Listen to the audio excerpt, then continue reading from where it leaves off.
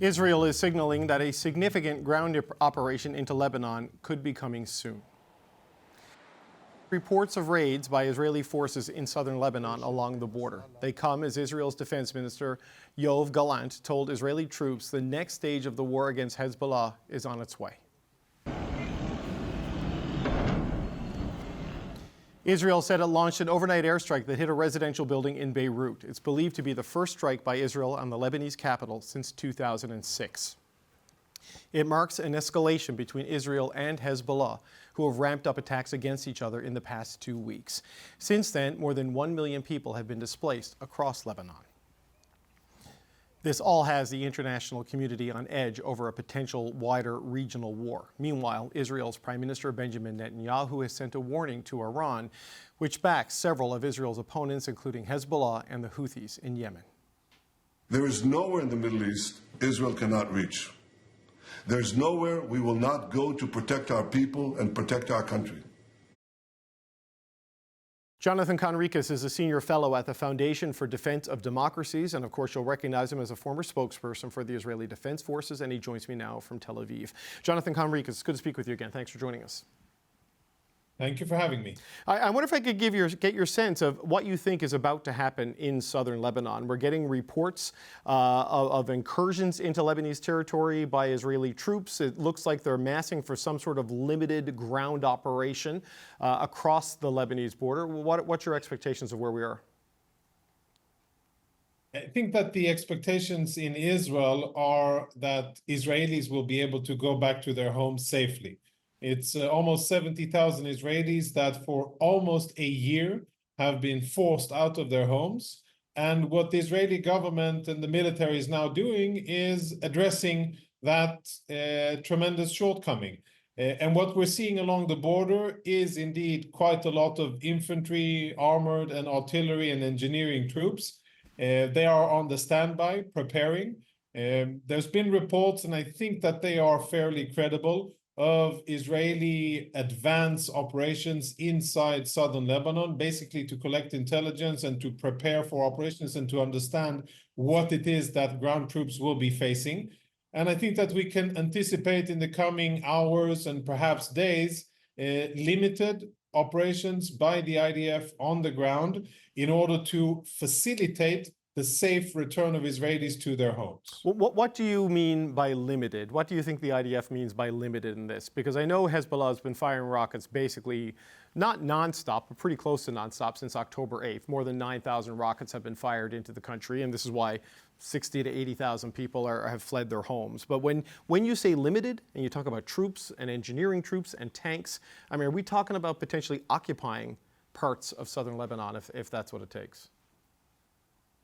Yeah, I'm sure that there will be a certain time where Israeli troops will maneuver in and eventually hold terrain, and then use that in order to get some kind of diplomatic deal that facilitates the safe return of Israeli civilians. I think that's a very, very possible scenario that we can anticipate. Limited in the sense of this isn't about crossing the Litani or having coffee in Beirut. This is about pushing Hezbollah, their assets, infrastructure, and what Hezbollah has built and prepared in southern Lebanon in very close proximity to the Israeli border and Israeli civilians. It's about pushing that further away and also making it very difficult, I won't say impossible, but very difficult for Hezbollah to engage Israeli houses and civilians in direct anti-tank missile fire, which is something that Hezbollah has done extensively over the last almost a year, as you said correctly. So it's a bundle of different things, but I think we can all, I think most people are in agreement in the understanding that this is something that is more of a tactical distance, not something that will go deep into Lebanon, but a shorter distance designed to create security and a sense of security for Israeli civilians so that they can go back home. It is still, though, sending Israeli military forces into a sovereign country in Lebanon. There are reports that the Lebanese security forces have pulled back about 5 kilometers, presumably to avoid an accidental combat incident with the impending Israeli forces. And in the preparation for this, other people's citizens have been killed. 2 Canadians were killed last week in an IDF strike as they were evacuating to go north. I appreciate the national security goal of getting Hezbollah to stop shooting the rockets, but this is seen as fairly provocative. Joe Biden said that he didn't want to see this happen and is calling for a ceasefire. What are your thoughts on this potentially triggering the wider conflict that people have been dreading since October 7th? Yeah, I mean, most people, I think, to be fair, they seem to notice the situation really only now. You know, for Israelis, for those living in northern Israel, they've been at war for a year, and they've been asking themselves, why doesn't anybody care about the fact that, as you said, another sovereign country is firing rockets at us? Never mind that it's a terror organization and that the country isn't doing anything about it, but someone else is firing rockets at us, and why doesn't anybody care enough to make that stop? Now Israel has finally availed itself. It has freed up resources from fighting Hamas in Gaza, now has the ability to do so. And very importantly, Hezbollah is, I wouldn't say on the ropes, but Hezbollah has had a very tough 2 weeks in terms of its leadership, its command and control, and I think also in terms of its ability to engage in high-intensity warfare. They are definitely still a very serious combat force, to be taken very, very seriously and vigilantly. But I think that Hezbollah has had a tough 2 weeks. And what Israel is seeking to do is to use that momentum and to strike the iron while the iron is hot, and to implement what Israel has said that it wants to do from the beginning, to bring Israelis back home. Well, what is your sense of Hezbollah's capabilities to fight back at this point in time? I know they have a large arsenal still and a lot of fighters, but the leadership has been eliminated or severely degraded by the operations over the last couple of weeks. Their communications have been compromised, as we saw with pagers and cell phones and walkie-talkies. How serious a fighting force are they in terms of capacity, not just having a bunch of equipment and rockets that they could still fire? Yeah, you know, there were spontaneous eruptions of joy in Syria with lots of people who are against the Syrian regime, who many of them had family members, etc., killed by Hezbollah forces in Syria during the war in Syria. The Hezbollah troops are battle-hardened. They've had experience in Syria. They have fought elsewhere. They are organized, they are disciplined, they are well equipped, and I think that they understand that it's either to fight or to face very difficult consequences. So I would assess that the combat capabilities of Hezbollah on the ground and in other aspects, at sea or firing towards the sea, anti-tank missiles, and of course rockets and missiles towards Israel, those capabilities remain. Perhaps not as strong as they were 2 weeks ago, specifically the long-range strategic missiles, but in terms of ground operations, those forces haven't had any significant attrition. They are still there, maybe with less generals on top, but last time I checked, the battles are usually decided by brave men fighting on the ground and not by generals. And sadly, Hezbollah has a lot of terrorists left. So I wouldn't think easy about anything that Hezbollah has left in southern Lebanon. So your assessment is that we're probably on the cusp of an Israeli ground incursion of some sort that you say will be tactical, secure the area, degrade the capacity, and force some sort of a diplomatic solution to maybe enforce the actual demilitarization of that buffer zone with the border. But Prime Minister Netanyahu issued a video statement today addressing Iranians, saying there is nowhere in the Middle East Israel cannot reach. He said the war is not against individual Iranians, but sending a pretty clear message of what his intentions are. The Israeli ambassador was on the show last week, and he was focusing more and more and more on Iran in what he was saying. Do you think Israel's getting ready to have a direct military confrontation with the sponsor of Hezbollah, Hamas, and the Houthis? Yeah, we have to distinguish between these two parts. I think you gave a very succinct summary of what's going to happen in the coming days with regards to Lebanon, and with regards to what's going on in the bigger strategic picture in the Middle East. Then definitely, yeah, I think that Israel has crossed that Rubicon, and 20 years of failed strategy on Israel's behalf has allowed the Islamic Republic of Iran to build a ring of fire around Israel and to make the lives of Israelis miserable by having Palestinians and Lebanese and Syrians and Iraqis and Yemenites fighting against Israel. They have no business fighting against Israel. The only ones that could claim that they really have an issue are Palestinians. But other than that, Syrians, Lebanese, Yemenites, and Iraqis, they hardly share a border, and they definitely shouldn't be part of fighting. The common denominator is Iran, and for many, many years, Israel allowed that to happen. And now I think what we're seeing is a quite significant change in Israeli strategy, where Israel is saying, well, no, the Islamic Republic of Iran, if you will continue to send terrorists towards us, if you will continue to arm them, then there will be a price to pay, and that price will be paid not in Yemen and not in Iraq and not in Syria, but in Iran.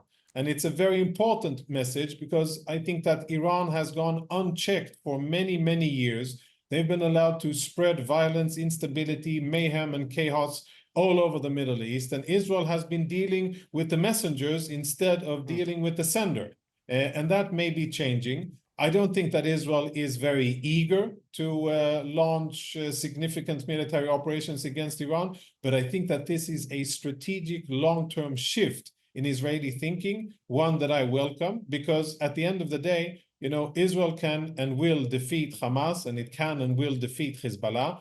But if their sponsor and their provider of weapon isn't persuaded to stop doing what they're doing, then we will have violence and fighting in another year or two once their stockpiles are replenished. And I don't want to see that. I want to live quietly and peacefully in my homeland. And the ones interfering with that are the Iranians. But just as a final question, sir, against that backdrop and against this shift in the rhetoric and the focus of Prime Minister Netanyahu and potentially the Israeli military, Europe, America, Canada, G7, Western allies, and other states in the region are calling for restraint from Israel, calling for a ceasefire, calling for a diplomatic solution. What would it take for Israel to get to that point? Because you've outlined all the reasons why you think they should continue with the military action that so many people are saying has to stop. How do you push ahead over the objection of all of these other countries who are nominally Israel's allies? Yes. Well, you know, there was a ceasefire in effect on October 7th, and there was a UN Security Council Resolution 1701, which was supposed to prevent this from ever happening. This meaning the scenario that we're in now. Sadly, that wasn't implemented, and Israel, I think, still keeps open doors, and there's quite intense diplomatic activity ongoing as we speak. Washington, Paris, Beirut, Jerusalem, and perhaps also Tehran involved indirectly. And of course, the diplomatic doors are open. We know that war is the continuation of diplomacy, just with different tools. And that is what's happening now. If for instance, Tehran would issue a statement that they're ordering Hezbollah to withdraw north of the Litani and implement UN Security Council Resolution 1701. Would there be a need for an Israeli ground invasion? Definitely not.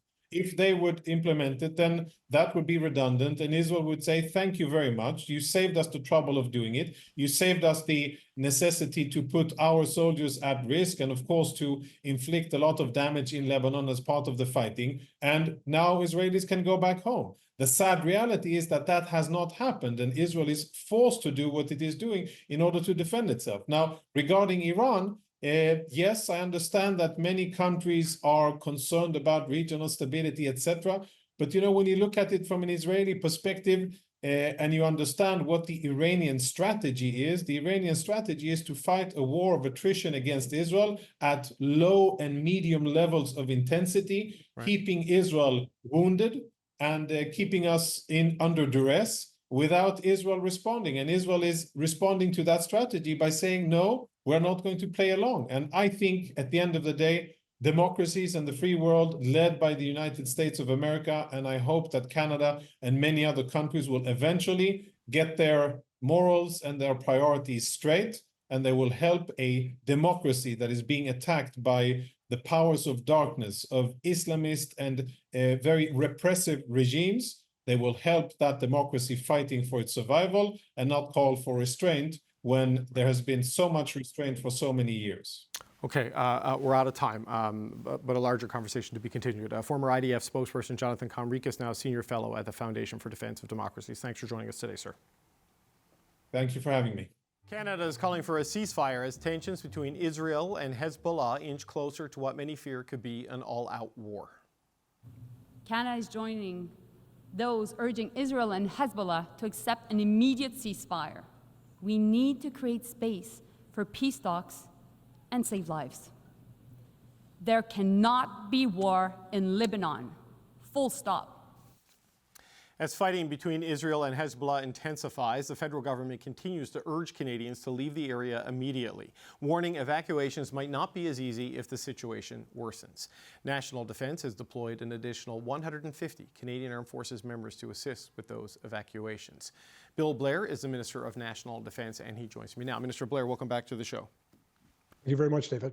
I wanted to get a sense of the latest from the situation on the ground in Lebanon. I know the government has booked commercial flights and commercial seats for people to use to get out of the country, but we've seen airstrikes into Beirut. We've seen planes not flying over that area in the last 48, 72 hours. How is that complicating efforts to get people out by plane? Well, and the situation, quite frankly, this afternoon has become even more complicated. This evening in Lebanon, we are aware that Israel has undertaken a number of raids across the border into Lebanon, and that could clearly be preparatory to a larger incursion. And so we continue to encourage Canadians in Lebanon to take advantage of the existing commercial flights. And David, 60 commercial flights left the Beirut airport yesterday. And Global Affairs, and our Minister of Global Affairs, Melanie Joly, just recently announced a few hours ago that Global Affairs Canada has secured 800 seats on commercial flights over the next 3 days. And so we're working really hard to facilitate those Canadians who have registered to leave and want to leave to do so quickly. But our clear message to all the Canadians in the region is that it's not safe and that they should take advantage of every opportunity through commercial airlines to leave the country. And at the same time, because not everybody will make the prudent and appropriate decision with respect to getting out of harm's way there. We are increasing, we sent 150 more of our soldiers into the region, both in Cyprus and in Lebanon, just over the past weekend. That brings our total deployment of up to 200. There are a number of steps that we are taking in order to provide military-assisted departure should Canadians require it. But right now, there are commercial flights available, and we're strongly encouraging people to take advantage of that. Okay, so you've secured 800 seats over the next 3 days, an additional 800 seats over what have previously been secured. You say 60 commercial flights left yesterday, I believe is what you said. How many Canadians, permanent residents and their family members were on it? Like how many people that have registered with Global Affairs Canada for possible assistance have gotten out to this point, do you know? Yeah, one of the planes that did depart was chartered by Global Affairs Canada, and we managed to get 96 Canadians on that plane. Approximately 3,000 people have registered with our embassy in Lebanon. They haven't necessarily indicated that they want to leave urgently, but they've asked for information and they've registered with us, which we are encouraging them to do so. But we have now made available 800 additional seats over the next 3 days. Those will be made available to Canadians in the region in order to get them to a place of safety. And those departures could go to Cyprus or to Turkey, and then they'll be responsible for their onward travel from there. But we're doing our very best to make sure that people can get to a place of safety as efficiently and quickly as possible. Okay, so 96 have gotten out, another 800 seats are available, but you know the numbers are like 45,000 passport holders in the area, some 20,000 who have registered with Global Affairs Canadians abroad. This is a very small number of that total amount that you're encouraging as a government to leave Lebanon now. So is it a lack of interest in leaving at this point, an inability to take advantage of the opportunities? Why do you think the numbers, as good as this may be, are small compared to the total number of people in the region that you suggested it's time to go? Well, David, we estimate that there are approximately 45,000 Canadian passport holders or their families in Lebanon currently. And at the same time, for the past several months, our Minister of Foreign Affairs has been very, very vocal in telling people that the situation was concerning and that it would be prudent for them to leave. I think her entreaties to them have become even more urgent over the past several weeks. And you shared a clip of her speech earlier, expressing her very sincere concern about the safety of Canadians in the region. And so we have no way of determining how many people have taken our advice. There are currently about 3,000 people who have registered with our embassy in Lebanon, indicating an interest in seeking information on how to leave. But we know that there are many others that haven't reached out to us. And a lot depends on an individual's circumstances. A lot depends on where in Lebanon they might be living. Certainly in the southern regions where the conflict is most acute. That's an area that I think is very dangerous, and most people will have fled that region. And we're already hearing there's a bit of a humanitarian issue arising from nearly 100,000 people who have fled that potential conflict in the south of Lebanon that could go north, that could go into Syria. There's a lot of concern in the region. Our concern, of course, is with Canadians and Canadian passport holders in the region. Our government has a responsibility to make sure that we help them get to safety. We have put a lot of things in place, but there are ways in which they can move out of harm's way, either through commercial airlines or simply, otherwise departing the region. I think many probably already have, but right now we have about 3,000 people who have expressed a strong interest in assisted departure, and we're working right now to get them on commercial flights. And as long as those commercial flights are available, that's the safest way. Sure, but what's the tipping point, Minister, where you have to use the Canadian Armed Forces that you've deployed and the evacuation plans that you've been developing since May or earlier this year? Because if for whatever reason the uptake on the commercial flights remains this low, the critical mass of people you say you want to get to safety are not going to get to safety this way, right? So do you have to just sort of trigger this more urgent move, or what's the standard for it? Well, frankly, Canadians in Lebanon are going to have to come forward to us and say they want to leave. And we are working hard to make sure that they have an opportunity to register and that we put the preparations in place in order to assist their departure when it's required. Right now, and as long as the Beirut airport remains open and commercial flights keep on coming and going from that airport, and as I said, 60 in the last 24 hours have departed that airport, there are still the ability of anyone who wishes to leave Lebanon to get on a commercial flight and fly. And we are also securing seats for them. Global Affairs Canada, as I said, just announced that they've secured 800 seats over the next 3 days. So if people are having difficulty getting on those planes, we can help them with that. It is the most efficient way. If the situation continues to deteriorate, if a greater kinetic battle begins in the region, it could very likely result in the closing of the airport. And we're monitoring that very carefully. As long as there's a safe way to depart by air, that's the most efficient way to go. If we lose that capacity, then the Canadian Armed Forces, working with Global Affairs and at the direction of Global Affairs, will then move to other ways in which we can get people to safety. That's a scalable response. And it really depends on the situation that we're dealing with. It could go as much as getting them to the north and getting them to the port and getting them on a ship to sail to either Cyprus or to Turkey. But there's a number of other things that we can do to assist Canadians, and we are prepared to have a scalable response that will be entirely contingent upon what Global Affairs tells us is the situation on the ground, so that we can respond appropriately to it. Well, it seems like the kinetic battle, as you described it, may be on the verge of increasing, certainly in the southern part of the country, because Israel has made some reconnaissance incursions into the country, is what the reporting tells us, and they're amassing engineering and armor and soldiers at the border. It looks like they're going in some capacity.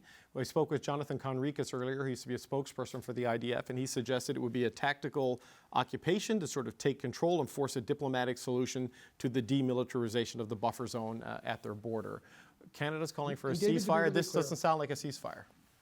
No, but to be very clear, Canada continues to call for a ceasefire. We believe that there is still the possibility of a diplomatic solution. We need, for combatants to lay down their arms and to come to the table for those negotiations to take place.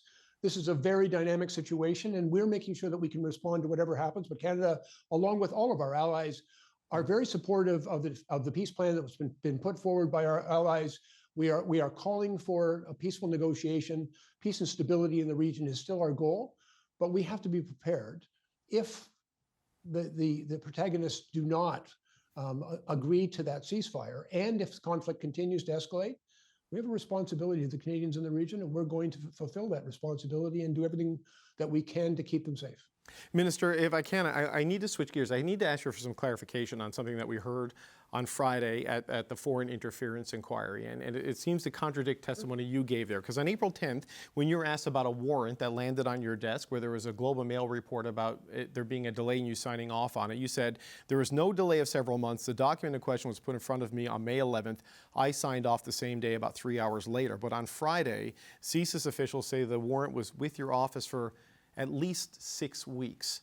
How do you explain that discrepancy? Yeah, well, I'll tell you, I'm the minister, and the director in charge of CSIS has a direct reporting relation to me as the Minister of Public Safety, as I then was. I had a number of conversations with David Vigneault over the weeks prior to May 11th, and at no time did he express any concern to me about any outstanding warrant. I was not advised by CSIS or by my office that there were discussions going on with respect to a warrant. Director Vigneault mentioned to me that they were going to be bringing forward a warrant application a few days hence. On May 11th, I actually went to the CSIS headquarters. It was presented to me for the very first time.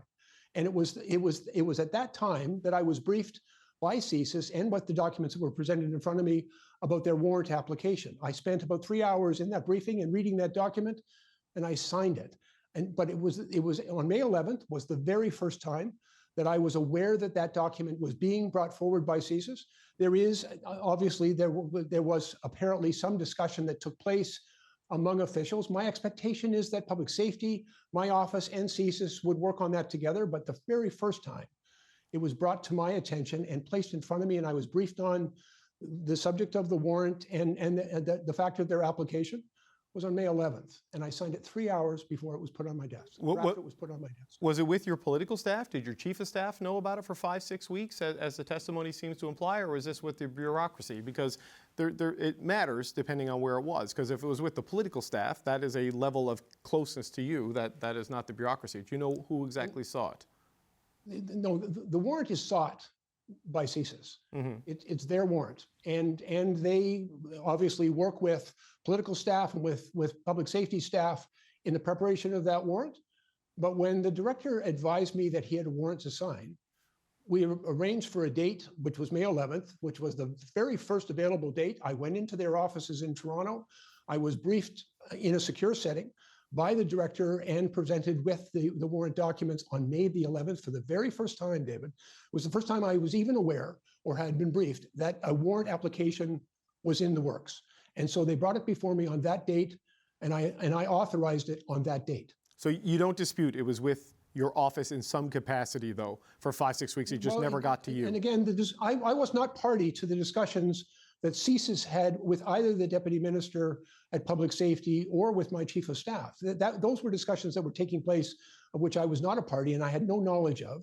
And frankly, my expectation would have been that the agency head, the director of CSIS, if he had any concerns whatsoever with respect to a warrant application, it's a very important tool that's available to CSIS. And when they are ready to bring forward that application, my experience is that he calls me and says, we've got something we need you to authorize. And that's what happened immediately before May 11th. I went into their offices as he requested. He briefed me, I signed it. And at no time, either prior to May 11th or subsequently, did the director of CSIS ever suggest to me that there were any concerns with the signing of that warrant. Okay, Bill Blair, we're out of time. I want to thank you for being available to us today. That's Minister of National Defense, Bill Blair. Thank you, sir. Thanks very much, David. Lebanese media is reporting heavy artillery fire in towns along Lebanon's southern border. These reports come after Israel notified the U.S. it intends to launch a limited ground incursion into Lebanon, and it could start as soon as today. Israel is targeting what it calls the axis of resistance, meaning a regional network of armed groups backed by Iran. It's made up of the Houthis in Yemen, Hamas in Gaza, and Hezbollah in Lebanon.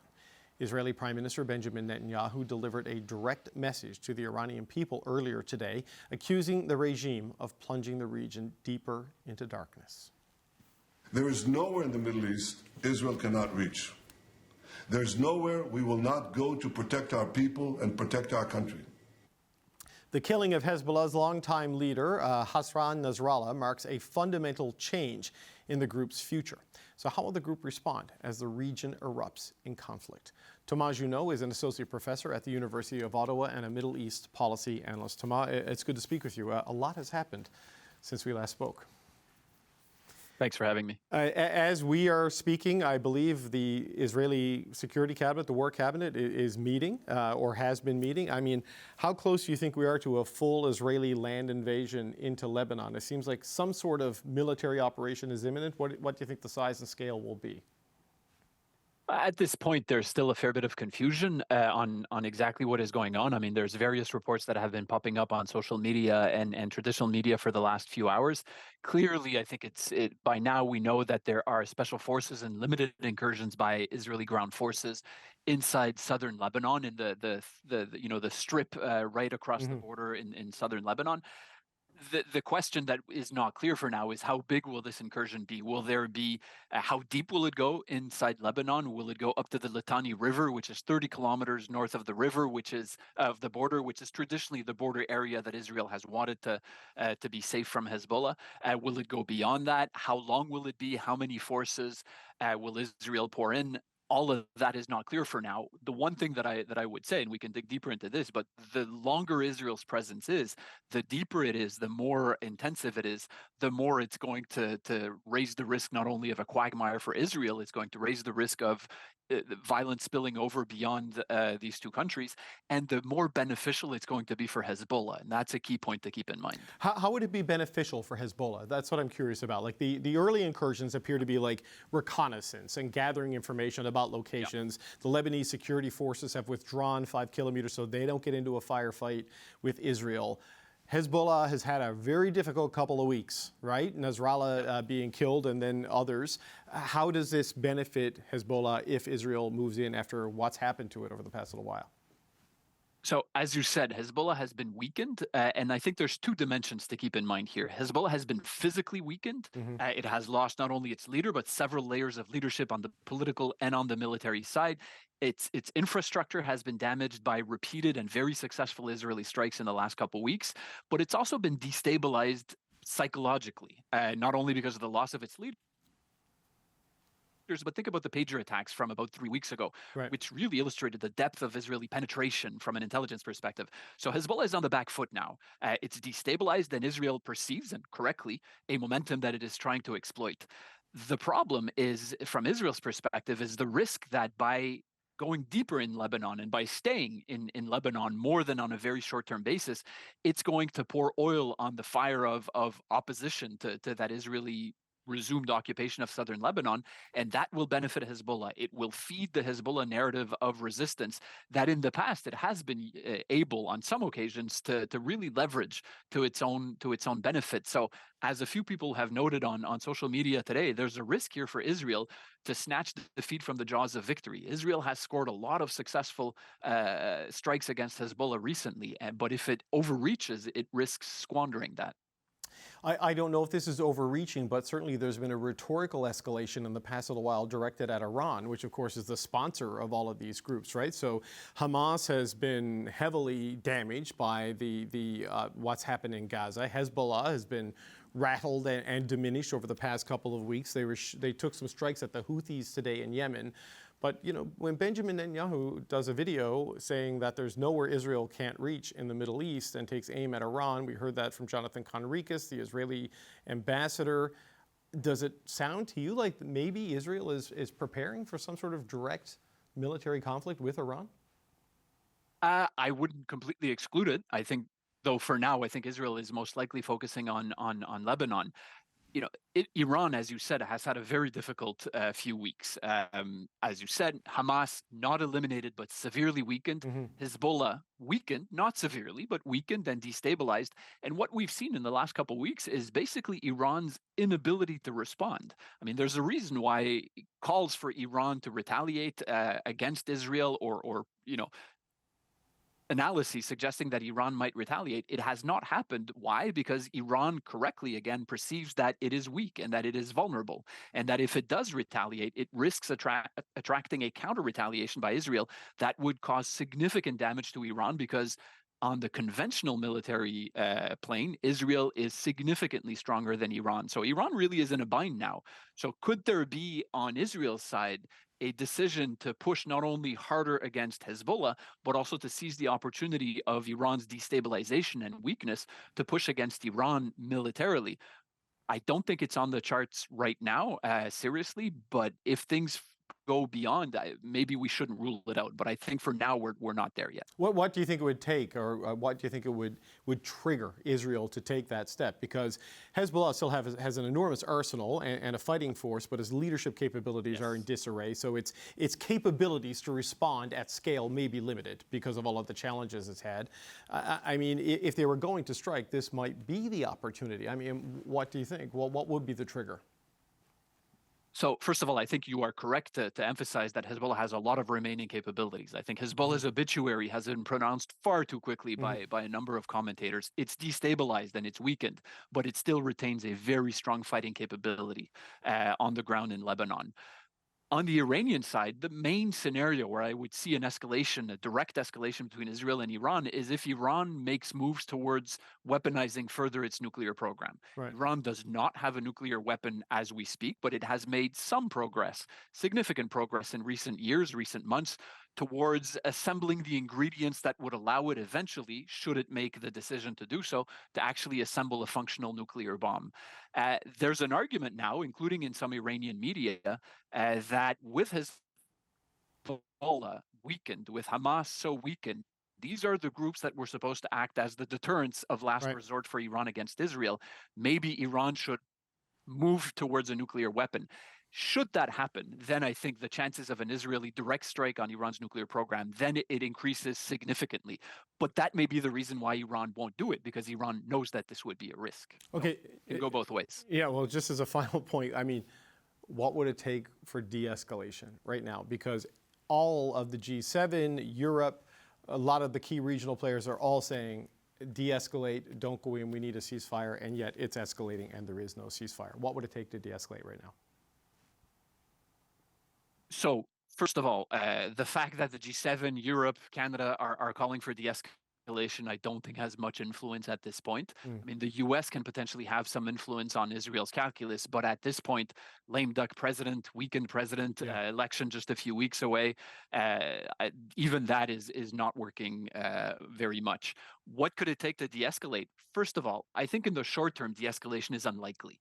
Whatever happens on the international level, as we said, Israel perceives that it has the momentum. It perceives that it has a window of opportunity, and I don't think much can happen to convince it otherwise. Is there scope for an agreement once Israel has achieved at least some of its objectives of clearing the Hezbollah presence from southern Lebanon, for some kind of deal negotiated with the US and other mediators that would lead to Hezbollah formally withdrawing from that 30-ish kilometer strip of southern Lebanon south of a river called the Litani? That probably has to be the contours of an eventual deal, but I don't see that happening from Israel's perspective until it has achieved at least some of its objectives. Thomas Juneau, Associate Professor at the University of Ottawa. Always appreciate the time. Good to talk to you today. Thank you.